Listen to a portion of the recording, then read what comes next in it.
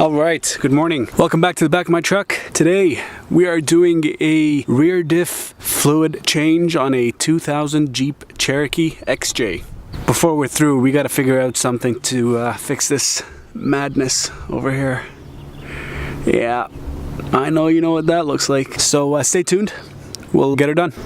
Okay, step one, get her jacked up. You don't need to if you've got enough clearance to sneak in there, but for the purposes of this demonstration, I'm gonna lift it up just to show you what we're doing. And let's get started with the list of things you're gonna need. So you will need your spec gear oil. For the Jeep Cherokee 2000, we're going with 70 W90 or 80 W90, 75 W90. You're gonna need some PB Blaster. You're gonna need some brake clean. You're going to definitely need a delicious Timmy's Double Double. You'll see why you'll need that later.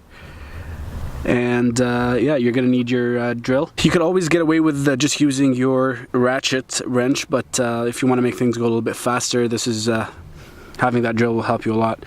Don't be using these for this kind of situation. It's gonna get dirty and messy, and you'll have to throw those in the wash. Your best bet is to grab a pair of these nitrile gloves. Got some RTV and shop towels. And you're also going to need a ratchet wrench just in case, an abrasive pad to do some cleaning, and the bolts 13.5 inch for those crazy about the metric system. Some extensions, and last but not least, a drip pan. There we go. Start off by taking your PB Blaster and blast those bolts.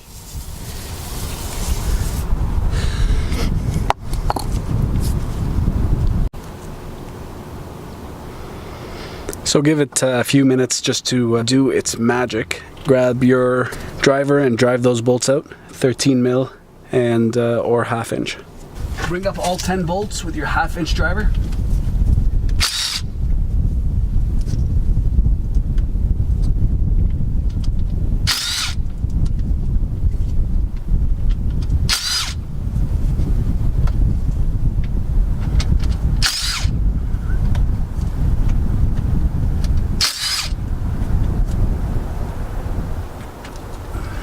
And I'm gonna have to switch to a ratchet because my gas tank is in the way. Before you get any further, take your top bolt, this little guy right here, put him back right in the top part. I'm gonna have to switch hands. Stand by.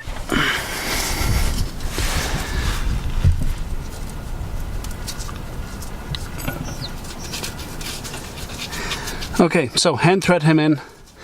I would say about halfway in. Surprise guest appearance, the knockometer. Begin by tapping your diff cover lightly. It doesn't work. It needs something a little bit more intense.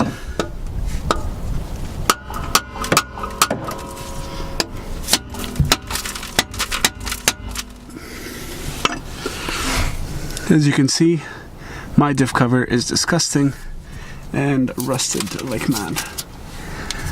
Okay, pry it off. Screwdriver in hand.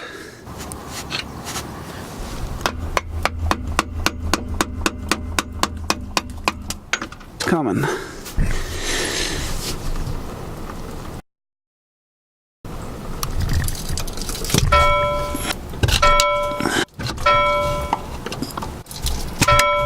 Disgusting. Okay, so pry off the rest of the cover, and I'll get back to you in a sec. Oh, will you look at it? Will you just look at it? Okay, well, here's the old dust cover. Gnarly. So, now we're gonna get to cleaning all this up, and we'll go from there. Forget the brake clean for now. Do all your cleaning first. Get everything nice and cleaned up first, then hit it with the brake clean. Get all the schmoo off. Get everything off, then hit her with the brake clean. Okay? Right now, I'm going to hit it with the abrasive pad. You could waste your time with one of these jobbies and do the scraping and the gouging and the... No, it's a beautiful day out. I need to get this done ASAP.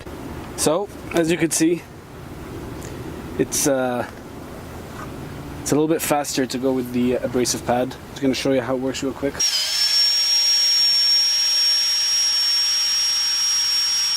Clean as a whistle. Cool. So I'm going to finish the rest of that up. There you have it. 5 minutes later, surface is nice and clean, smooth, and ready for a gasket or some RTV. And here's the cover. Now we hit her with the brake clean. Now there's no method to the madness here, just give her. Don't relent. Get all the goop and gooey, ooey schmoo out of there. So once you've finally done all your cleaning, you hit it with the brake clean, everything is nice and smooth. It's now time to make your gasket. I'm going to be using ultra black oil resistant RTV. Feel free to use high temp, high pressure, blue, red, yellow. You want to stay away from things that can be eaten by the acidity in the high 70, 75, 80 W90s. So if you could get a gasket, if you get your hand on a gasket, do that. If you can't, hit it with the black, hit it with the blue, you should be good to go. So focus for a second, all right? Here's what we're doing. One bead all the way around. Now you'll see guys on YouTube that'll tell you, oh yeah, as soon as you're done putting it on there, get to squishing, right? We're not going for adhesion. This is not a glue. We're going for occlusion. We want to keep liquids out. That's why we create this barrier. And the whole point is to let that dry, and then once it's dry enough, it's going to withstand a little bit of squishing, if you could imagine what I'm trying to say.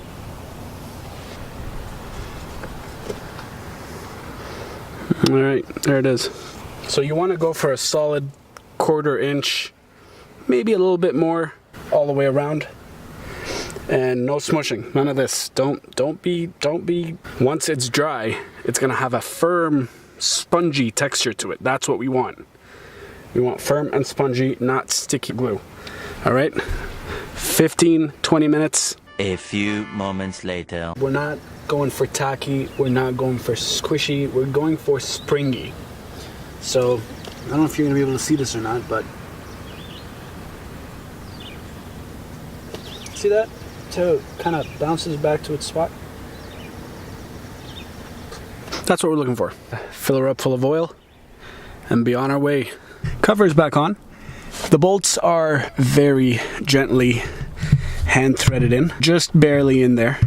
And the reason you want to do that is so that you can get her nice and even in there without over tightening one spot and not the other. In a crisscross pattern, this one, then this one, and that one, and that one, and that one, and that one, and that one, and that one. Small fastener, lots of torque. You're gonna have a hell of a time because you're gonna snap the head of that bolt right off. So go gentle.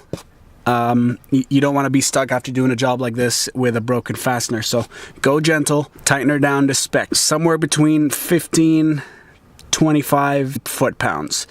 In this case, we're gonna go with German spec, good and tight. So cover's on, and all that's left to do, make sure you bevel the top there.